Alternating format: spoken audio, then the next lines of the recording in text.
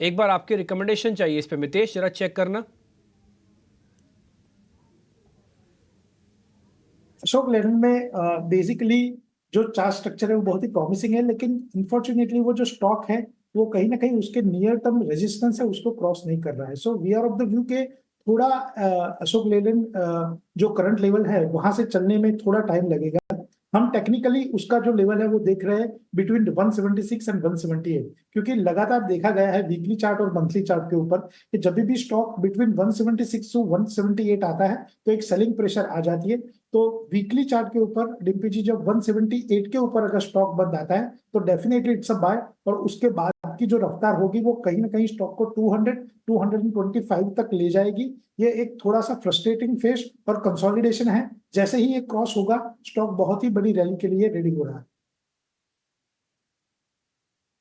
ठीक है, तो सर मैं ये आपकी बात को सुन के और ये नंबर्स को देख के फिर मैं सौदा ले लूँ ना सर? आप 225 तक का टारगेट दे रहे हो, फिर मेरे को जरा स्टॉप लॉस भी दे दो अगर 225 तक जाएगा शेयर तो। ये लेकिन जो मैंने बोला वो केवियट यही है कि 178 के ऊपर वीकली क्लोज आना चाहिए, उसके बाद आप 160 का स्टॉप लॉस लगा के ट्रेड ले सकते हो, जिसमें पहला टारगेट 200, दूसरा टारगेट 225।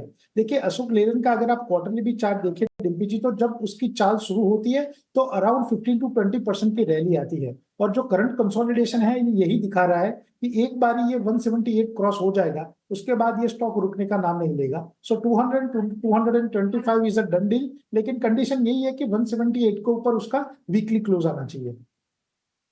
ये सारे ऑटो के नंबर्स आ रहे हैं और इस बीच टीवीएस मोटर्स के जो नंबर्स आए हैं काफ़ी शानदार देखने को मिले और स्पेशली एक्सपोर्ट से इनको काफ़ी अच्छा पुश मिलते हुए नजर आया है, क्योंकि देखिए साल दर साल तो इनके एक्सपोर्ट्स में करीब 85% की बढ़त हमने देखी है, पर तिमाही दर तिमाही भी ये जो नंबर है वो काफ़ी अच्छा दिख रहा है। 98,856 यूनिट्स इस बार कंपनी ने टोटल एक्सपोर्ट्स किए हैं, काफ़ी अच्छा इजाफा देखने को मिला है और उम्मीद से भी पूरे अगर ओवरऑल नंबर्स देखें तो उम्मीद से भी काफ़ी अच्छी नंबर्स 3.7 लाख यूनिट कंपनी ने बेची है। स्टॉक में एक शार्प जंप आया है।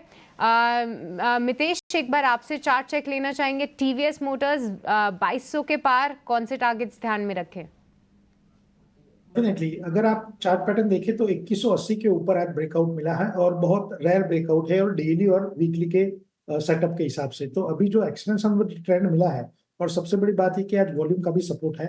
तो अभी जो नेक्स्ट टारगेट बना है वो बना है 2280 2280 एंड 2320 2280 का पहला टारगेट। स्टॉप लॉस के हिसाब से आप यहाँ पे 2190 के स्टॉप लॉस से ट्रेड ले सकते हो। एक्सटेंशन ऑफ द ट्रेंड है, डेफिनेटली अगले एक वीक में 2280 2320 के टारगेट्स आने चाहिए। 2320 यानी मौजूदा स्तरों से 100 रुपए के और भी टारगेट्स लगा के चल रहे हैं। ऑल टाइम हाई पे पहुंचता हुआ टीवीएस मोटर्स का स्टॉक। इस बीच और कई सारे काउंटर्स में एक अच्छा एक्शन है। मुझे लगता है हमने ओएमसीज पे भी बात की होगी, पर अगर मितेश एक ओएमसी आज बीटीएसटी के लिए लेके जाना हो तो पहला क्या बीटीएसटी के लिए ओएमसीज को लेके जाना चाहिए, और अगर उनमें से एक चूज करना है तो वो कौन सा होगा? क्योंकि आज ब्रोकरेज रिपोर्ट के बाद हम सब ने ही हाईलाइट किया था कि ओएमसीज पे जो करेक्शन है क्या है वो शायद ओवर हो गया है, ब्रोकरेजेस पॉजिटिव नोट्स निकाल रहे हैं और स्टॉक रिएक्शन भी देख रहे हैं। कोई टॉप पिक आपकी ओएमसीज में से? में अगर आप देखें तो बहुत ही स्ट्रॉन्ग एक सेल ऑफ देखने के लिए मिला, और आई थिंक बिफोर 24 आवर्स ये भी बातें हो रही थी कि अभी उसमें एक बहुत तगड़ा प्रॉफिट बुकिंग आएगा, लेकिन बहुत ही स्ट्रांगली बाउंस बैक किया है। इसमें हमारी प्रीफर्ड पिक बीपीसीएल ही है। 618 के ऊपर आज आवरली चार्ट के ऊपर बहुत ही स्ट्रॉन्ग कंफर्मेशन मिला है, तो बीटीएसटी के तौर पे हम लोग बीपीसीएल ले जाना पसंद करेंगे। 615 के स्टॉप लॉस से 615, कल के लिए टारगेट रहेगा 630 एंड 635। शेयर आपको दिखाना चाहता हूँ वो है steel authority of India limited. सुबह हम ये शेयर को 3.5% पे था, फिर ये 5% आया। 2-3 बार मैंने इसके बारे में डाटा को नोटिस भी करवाया। हमारे यूट्यूब के व्यूअर है काकू सिंह, उनका नाम है। तो हमने कहा कि हमको तो कल ही थोड़ा आइडिया लग रहा था कि मेटल कंपनीज में से सेल बढ़िया चल सकता है। तो अगर आप ये डेरिवेटिव एक्सपायरी के डाटा चेक करेंगे ना सर, रोल ओवर और खासकर किसके इंडेक्स का वेटेज में पॉजिटिव नेगेटिव रोल ओवर हो रहा है, तो आपको बहुत सारे शेयर पता लग जाएंगे। ये स्पेशली काकू जी के लिए बता रहा हूँ जिन्होंने आज सुबह एक क्वेश्चन भी किया था। ये आज 7.5% ऊपर आ गया है ये शेयर, अब 130 का है। अब मेरा क्वेश्चन उल्टा है, प्रॉफिट बुकिंग करने का समय है या फिर और चलेगा ये, एक बार ज़रा पता कर लेते हैं। किन से पता करें? मितेश जी से पता करते हैं। अच्छा, मितेश जी तो अभी पूछा है, रत्नेश जी से पता करते हैं। रत्नेश सर, बिल्डअप अच्छा है, रिवॉर्ड हो क्या गया ना सर, पता है जल्दी जल्दी है, मार्केट गिरता है 600 पॉइंट की, जल्दी है, जल्दी जल्दी हम नोटिस करने लगते हैं स्मॉल कैप खराब, मिड कैप खराब, भाई सब खराब। इतनी जल्दी मार्केट को है ऊपर आने की, फिर सबको लगता है अरे सब कुछ ठीक, सब कुछ ठीक, सब कुछ ठीक। ये 24-24 घंटों के अंदर हो रहा है सर आजकल। सेल ने भी सर 7.5-8% चला के दिखा दिया एक ही दिन में, ये भी जल्दी में ऊपर आ गया है। प्रॉफिट बुक कर जाऊं कि बीटीएसटी करूं?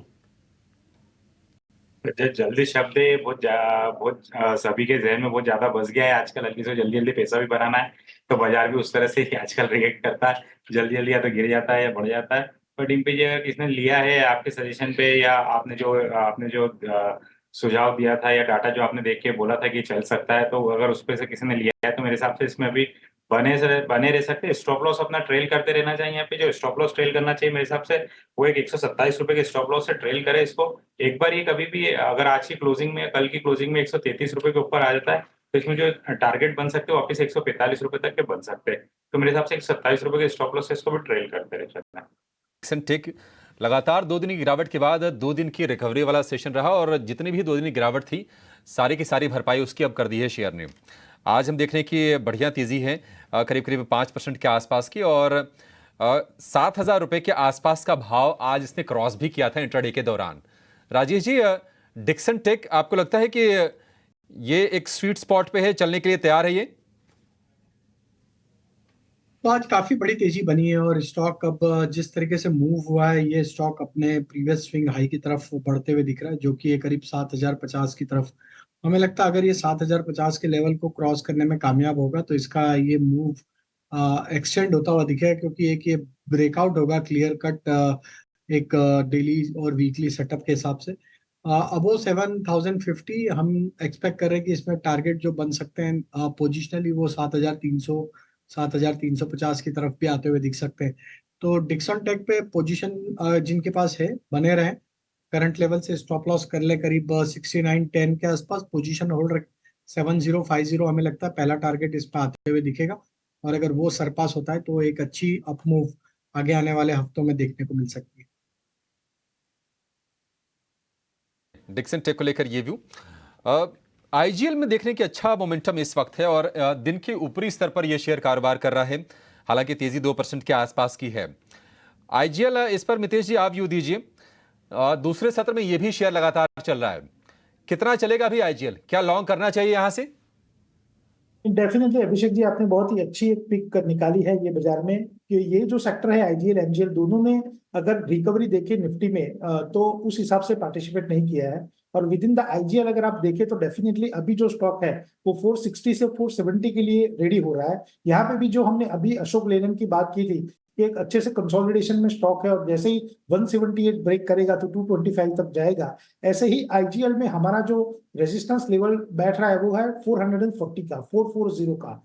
जिस दिन ही भी आईजीएल ने 440 के ऊपर डेली चार्ट के ऊपर क्लोज दे दिया, उसके बाद इसमें एक बहुत ही शानदार तेजी हमको देखने के लिए मिलेगी। और उसके बाद को जो टारगेट आ रहे हैं वो आ रहे हैं 480। तो 440 के ऊपर बाय कीजिए, आपका स्टॉप लॉस होना चाहिए 428 का, और आपका लक्ष्यांक होना चाहिए 480 का, 480। रोहन मेहता भी हमारे साथ बने हुए हैं। रोहन, इस बार की जो तेज़ी है ना उसमें वैसे यहाँ तक पहुँचने में बहुत सारे स्टॉक्स ने हेल्प की, लेकिन कहते हैं ना कि आखिरी पड़ाव बिल्कुल लास्ट जब फिनिशिंग करना होता है तो एचडीएफसी और रिलायंस की ज़रूरत पड़ती है। तो आज रिलायंस और एचडीएफसी ने अपना योगदान दिया, बिकॉज उनकी वेटेज है, उसको कोई इग्नोर ही नहीं कर सकता, वो फैक्चुअल डाटा, इसमें क्या बात होगी, है ना। आप मेरे को सिर्फ ये बता सकते हैं कि रिलायंस और एचडीएफसी में अभी कितनी स्ट्रेंथ है, क्योंकि लोगों के ना कुछ पैसे भी हैं, कुछ एसआईपीज भी हैं, कुछ पीएमएस भी है, तो थोड़ा आइडिया लग जाएगा उनको। देखो, रिलायंस मैं अपने फंड हाउस पे पॉइंट से बात कर रहा हूँ, दोनों स्टॉक्स हम नहीं ओन करते हैं। उसका फैक्चुअल रीजन ये है कि फर्स्ट ऑफ ऑल ये दोनों स्टॉक्स ने ग्रो नहीं किया है, निफ्टी 500 को आउट परफॉर्म नहीं कर रहे हैं। दूसरा, ये एक चीज आप समझिए कि रिलायंस तो हमको लगता है कि जब डीमर्जिंग न्यूज आएगा तभी वैल्यू अनलॉकिंग होगी। उसके सामने रिलायंस बड़ा, पर सामने मार्केट भी इतनी बड़ी, तो उसमें कोई I don't think so it is something great कि इसके बारे में बात करें। और HDFC has been consistent underperformer, देखो हर एक स्टॉक में क्या होता है कि जब उसके पास ऐसी वैल्यू नहीं होती है जहाँ पे पी री रेटिंग हो, तब तक कुछ नहीं हो सकता है। जो हमने वही चीज़ हमने एसबीआई में देखी। मैं आपको बताऊँ कि 3 महीने की आप डेटा देखो, तो पीएनबी के बाद सबसे ज़्यादा रिटर्न जो दिया है वो एसबीआई में देखा है और एयू बैंक में सबसे कम देखा है, निफ्टी बैंक की बात कर रहा हूँ। तो डेटा सेज एवरीथिंग यानी एसबीआई में प्योर वैल्यू दिख रही है। तो आपके सभी जो निवेशक है उसको this is one of the best time कि जहाँ पे एचडीएफसी बैंक से ट्रांजिशन करके एसबीआई में जाने का सबसे बेस्ट समय है। और होता क्या है कि हम प्यार स्टॉक से प्यार कर बैठते हैं कि एचडीएफसी बैंक बहुत बढ़िया बैंक है, उसमें कोई डाउट नहीं है। पर एज एन इन्वेस्टर बढ़िया है कि नहीं? I think so SBI has more value. SBI. एक बार राजेश आपसे चार्ट चेक लेना चाहेंगे। एसबीआई क्या दिख रहा है चार्ट्स पे और कौन से लेवल्स अब ध्यान में रखें?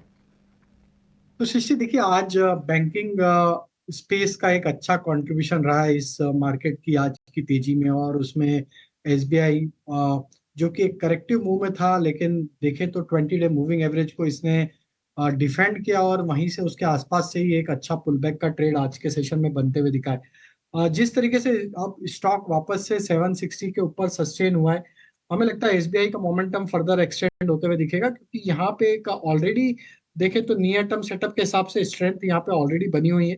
आज के सेशन में देखें तो लॉन्ग बिल्टअप के साइन यहाँ पे बनते हुए दिखे। रोल ओवर डेटा भी इंकरेजिंग है और हमें लगता है कि ये मोमेंटम फर्दर एक्सटेंड होगा टुवर्ड्स 800 820 की तरफ। तो यहाँ पे हमें लगता है कि बैंकिंग स्टॉक्स में जो एक तेजी बनी है उसमें एसबीआई एक लीडरशिप पोजीशन लेता हुआ दिखेगा, और स्टॉक में आगे आने वाले दिनों में 800 800 प्लस के टारगेट भी आते हुए दिखेंगे, जिनके पास पोजीशन बने रहे 755 के स्टॉप लॉस के साथ।